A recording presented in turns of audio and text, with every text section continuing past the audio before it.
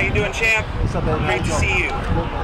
So you've called the Mayweather-McGregor fight the most lopsided matchup in boxing history. Is that true? Well, from a boxing perspective, yes. I mean, it's box against MMA guy. Obviously, you have Floyd. How will he win? Because boxing, the dominant boxer wins. That is Sugar Ray Leonard, by the way. They caught him getting out of a car at an airport, and they started peppering him with questions about the McGregor Mayweather fight that's coming up this weekend. I'm dying to see this fight, but I'm a cheapskate, and I don't want to pay $100 for the pay-per-view, so I got to figure out somewhere I can go where they're showing it because I'd love to see it. But I was telling Chris a few minutes ago I had my own boxing story in college. And I was in a fraternity. They had an interfraternity boxing competition. I imagine those things don't even exist anymore for liability reasons. And I agreed to do it. I raised my hand. Don't ever volunteer. Weighed about 203 pounds, but I was in the heavyweight division, right?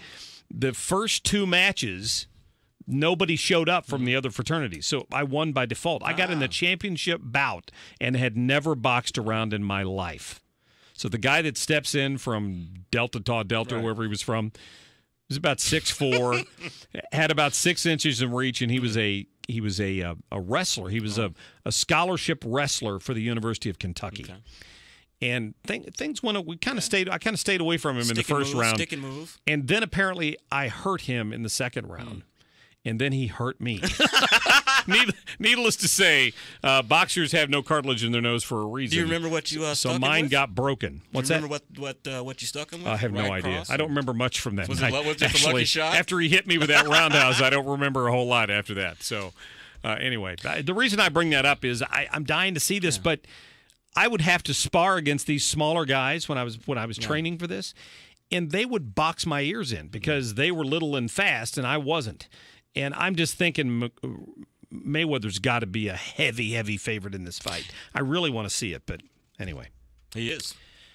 Well, I know, but everybody's claiming that McGregor's got a chance because he's a brawler and he's going to knock him out, and I just can't. Our millennials may not remember this, but the last heavyweight or last fight that was kind of lopsided, that was a big fight, was Jerry Cooney and Larry Holmes. Yeah. Remember the hype? The Great White Hope is what they called Jerry Cooney, right? Yeah, I remember the controversy about that because he was introduced last. And usually the champion is introduced last. And people I don't remember that. Yeah, that was a big controversy. Well, Holmes killed him, so it wasn't much of a fight, as I remember. Right. I remember watching that one. That's good. So what were we going to talk? We were going to talk about the president in Afghanistan, and he made his speech last night. I appreciated what he said about nation building because I think that he was acknowledging that as candidate he. Let's go to cut number 31. As candidate, he was certainly talked about getting the hell out of these situations if we weren't there to win, and I think he's decided as president, if we're there anyway, why not win? Ultimately, it is up to the people of Afghanistan to take ownership of their future, to govern their society, and to achieve an everlasting peace. We are a partner and a friend, but we will not dictate to the Afghan people how to live or how to govern their own complex society. We are not nation building again. We are killing terrorists. You made that point. And I heard that when I was coming down here, which I agree with that. But if you really take it a little bit farther, if you go into a country and you do kill terrorists, and that's the mission, what do you leave behind? You, in effect, really have to kind of nation build, or you're going to be coming back continually killing terrorists, killing terrorists. So, I mean, it's a good soundbite line, but you have to nation build in a sense, or you're just going to keep coming back. Well, the bottom line in Afghanistan, and I know it's not exactly the same as it was in Iraq, but in Afghanistan, you've got a government in place. You just have a government that's capable of fixing this problem. Yeah. And to prevent another Iraq-type situation where you vacate and in comes Al-Qaeda and ISIS and all these people to fill the vacuum, you can avoid that by maintaining that presence. There's no easy answer, and I saw somebody comment on the fact, well, Donald Trump owns Afghanistan now. He's certainly taken Obama and Bush's name off of it, and I don't know if that's true. He's, again, just like North Korea, been handed a situation, and he's having to deal with it. And I don't think pulling troops out of there is the right way to deal with it, and I see a heavy influence by James Mattis here, this Secretary of Defense. Yeah. He's like, we can do this right, but you got to take the gloves off. Well, I'm torn, as I said. I'm like most Americans. I'm war weary from 16 years of war.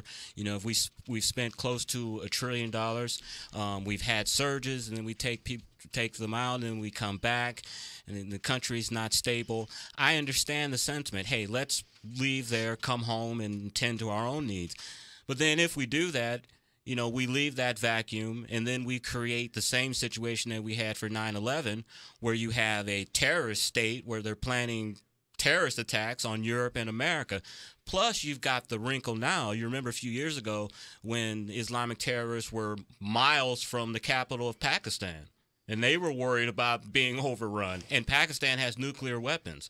So the last thing we need to do is leave a vacuum over in that part of the world and let those people get stronger, take over Pakistan. They have nuclear weapons, and then what? And then they threaten our ally India. Yeah. I mean, it's a big mess. My understanding of it is the mother of all bombs leaves a nice vacuum of oxygen. So we need to drop a few more of those. Right. That would work. A little Moab action. Kathy, thanks for holding on. You're on the radio.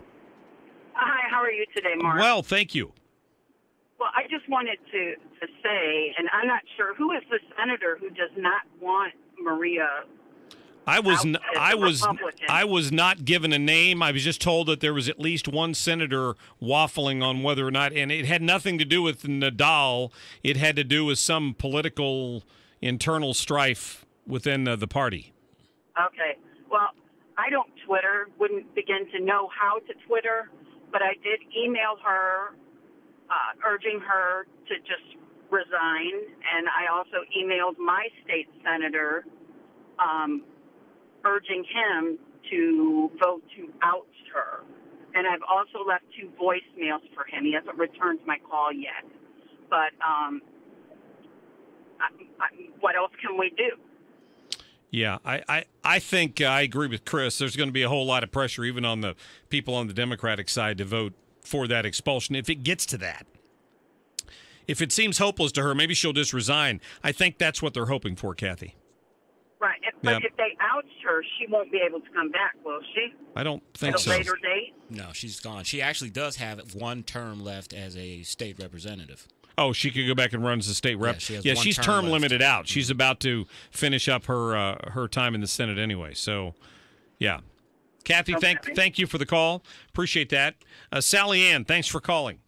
Oh, good afternoon, my Marc Cox. How are you? I'm good. How are you doing? Oh, good. It's so good to talk to you. The little chicklet that is masquerading as a senator, otherwise known as Nadal, I think it's a total shame. And it absolutely reeks on who she really is. It unveils on who she is. And I'm just sickened by it, to tell you the truth. And I cannot believe, I've got a degree in psychology, and the deal is, Mark, before people say something, there's thought. Before a thought is verbally spoken, there's an intrinsic feeling that takes place. So whatever it is she has on the inside of her is certainly unacceptable to me. And she has made it very clear who she is and what she is. So there you go. Sally Ann, thank you for calling. Thanks for making the point. Love you so much. Yeah, take care. I guess I would agree with Sally Ann up to the point that some people have the filter and some people don't. Yeah. And clearly something slipped through the filter on that one because she, having been in that position and in politics as long as she has, she should have known better. And I can clearly see that if she is still in office before the veto session next September, I can see calls for her resignation from the DNC.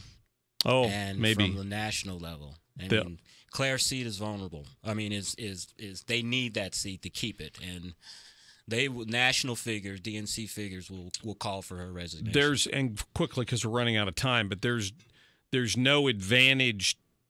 I mean, the Republicans don't have a chance at that seat she holds, right? Zero. I'd have thought so. So it's not a matter of them playing politics with her resignation. I mean, she's going to be replaced with a Democrat. It's not appointed. Would the governor appoint somebody to carry out her term? I think they just keep the seat open, and then there's a special election. Yeah, I thought so. All right. Chris Arps, thanks, buddy. Thank you. Appreciate it. I appreciate it. I hope your eyes are okay, They're by the okay. way. That's good. All right.